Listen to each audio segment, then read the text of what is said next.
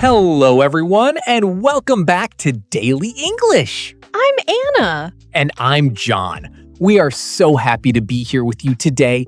It's always a joy to share our English tips. Yes, John, it really is.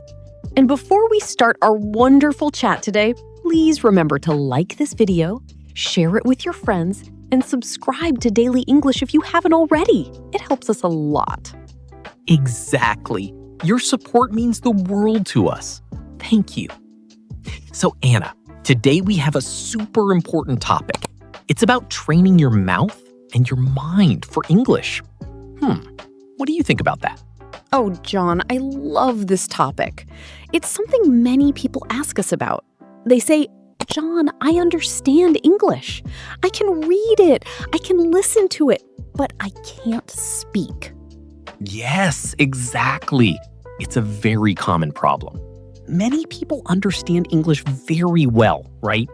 They know a lot of words, they understand movies, songs, but when it's time to speak, it feels difficult. Why do you think that happens, Anna? That's a great question, John. I think it's because they don't train their mouth. It's like knowing how to drive a car from a book, but never actually sitting in the car and driving. Your brain knows, but your body doesn't have the practice. Yes, it's like your brain knows the answer, but your mouth doesn't want to say it. It feels stuck, maybe? Yes, stuck. Or maybe shy, or just slow. Our mouths are used to speaking our first language, right? So speaking English needs special practice. That's a wonderful point, Anna. Our mouths are muscles in a way. Not like arm muscles, but they need training. Yes, exactly. Like going to the gym. Think about it. If you want strong arms, you go to the gym and lift weights, right? You don't just think about lifting weights. You do it. That's a good example. And you don't go to the gym once and have big muscles, right? It takes time and regular practice. Exactly. The same is true for your mouth muscles when you speak English. You need to train them to make the sounds, to make the words flow naturally. When you start, it might feel strange, a little bit stiff, but with practice, it becomes easy. So if someone knows many words but can't speak, it's not because they are not smart, right? It's because their mouth simply hasn't had enough practice. It's almost a physical thing. Exactly. It's not about intelligence. It's about muscle memory. Your mouth needs to remember how to form the English sounds. It's about making the sounds natural for your mouth. Wow, that makes so much sense. So what's a good way to start this mouth training, Anna? Any special techniques? Oh, absolutely, John. One of my favorite techniques, and a very effective one, is called shadowing. Have you heard of it? Shadowing. I think I know what it is. Is it like following a shadow? Making a trailing motion with one hand closely following the other? Yes, in a way. It's like being a shadow of the speaker. Here's how it works. You listen to someone speaking English, like in a podcast or a video, and then you repeat exactly what they say, almost at the same time or right after them. I see. So you listen and repeat, almost like an echo? Yes, exactly. You try to copy their pronunciation, their intonation, their rhythm. It's like you are an actor trying to sound exactly like the person speaking. You don't just say the words, you try to feel them too. That sounds like a lot of fun, actually. So I put on a video, and if someone says, "Hello, how are you today?" I say, "Hello, how are you today?" right after them, trying to sound the same. Yes. And the important part is to not stop. Even if you don't understand every word, just keep repeating the sounds. The goal is to get your mouth used to making those English sounds and patterns. Wow. That's a brilliant idea. And it helps with both listening and speaking at the same time. You're listening very carefully to repeat, and you're speaking out loud. Precisely. And you can start with very simple things like short sentences. You can find many videos online for beginners. The key is to imitate. That leads us to our next point, John. After shadowing, what else can we do? I think repeating simple phrases daily is super helpful. Oh, yes. Repeating simple phrases daily is a game changer. It's like warm-up exercises for your mouth. When you wake up or during a break, just say some simple English phrases. Yes, nodding in total agreement. Sometimes people feel like they need to say very complex things to practice, but it's not true. Simple phrases help a lot to unlock your mouth. Yes, John. For example, phrases like, I'm ready, or I can do it, or let's go. Even good morning, or thank you. Yes, and you can say them with feeling. Like if you are happy, say, I'm ready, with a big smile. If you are a little bit tired, say, I'm ready, in a lower voice. This helps your mouth and also connects words with emotions. That's a great tip, John. It makes it more natural. And the more you repeat these simple phrases, the more comfortable your mouth becomes with them. They become automatic. Like when you learn a new song, right? At first, you read the lyrics, but after many times, you just sing it without thinking. Exactly. These phrases become part of your English habit. And once simple phrases are easy, you can try longer ones, little by little. Now, this next tip might sound a little funny, but it's very important. Speak out loud, even if you're alone. Yes, this is my favorite one. People might look at you strangely if you do it in the supermarket, but in your home, it's perfect. Yes, don't be shy. Your home is your safe English zone. You can talk to yourself in English. It might feel silly at first, but it's very powerful. You can talk about your day, what you're doing, what you want to do. For example, I am making coffee now.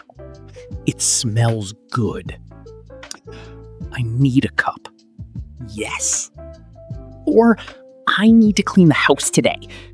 First, I will clean the kitchen, then the bedroom. Or even just describe things you see. This is a book. It is red. It is on the table. Yes. And the great thing is, you don't need a partner. You are your own best English partner. And nobody is there to correct you, so you can speak freely. Right. The goal here is just to make noise in English, to get your mouth used to producing sounds. Even if you make mistakes, it's okay. It's your practice time. Exactly. The more you speak aloud, the more natural it feels, and your brain starts to connect the words with the actions or objects. It's very, very effective. So, we train our mouths. Now, let's talk about our minds. Anna, how can we start to think in English? It sounds hard, right? It can sound hard, John, but it's a process. Step by step, little by little. You don't need to think about complex ideas at first. So not like, I wonder about the meaning of life in English right away.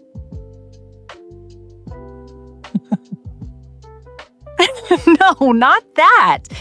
Start with simple words. When you see a glass of water, think water. When you feel hungry, think I'm hungry. When you feel cold, think it's cold. Ah, I see. So instead of thinking the word in my first language and then translating it to English, I just try to think directly in English. Yes. And it's okay if you don't know all the words. Just use the words you know. And little by little, you can try to think in simple phrases like, I need to go to the store. Or, the weather is nice today. Wow. This seems very helpful. Because sometimes when we speak, we are translating in our heads, right? And that makes us slow. Exactly. When you start to think in English, it changes your fluency. Your brain starts to work directly in English without the extra step of translation. It's like a superhighway for your thoughts. That's a great image. A superhighway. So start small with single words, then simple phrases. And don't pressure yourself to be perfect.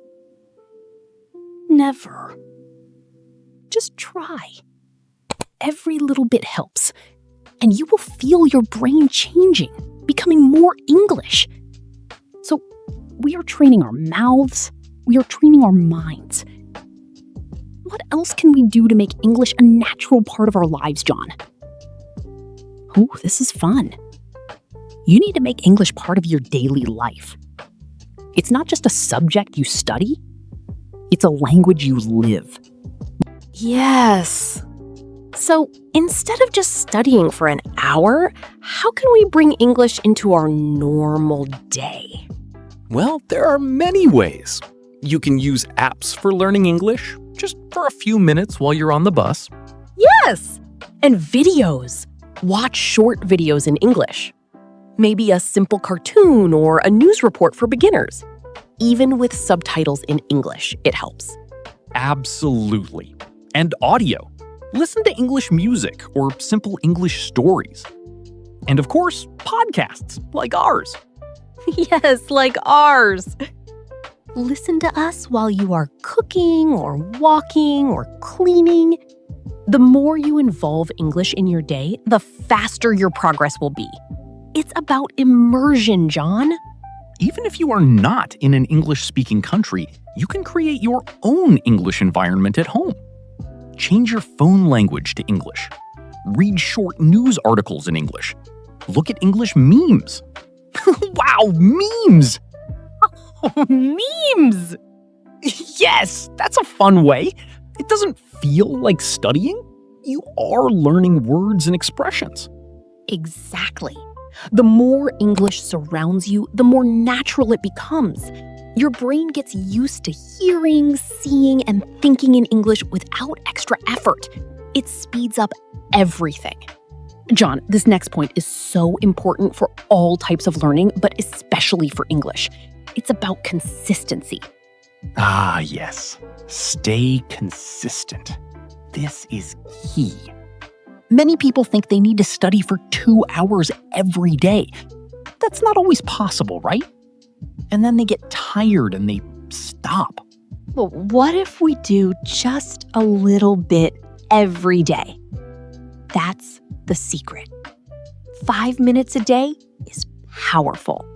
Seriously, training every day, even for a short time, is much, much better than studying a lot only once in a while.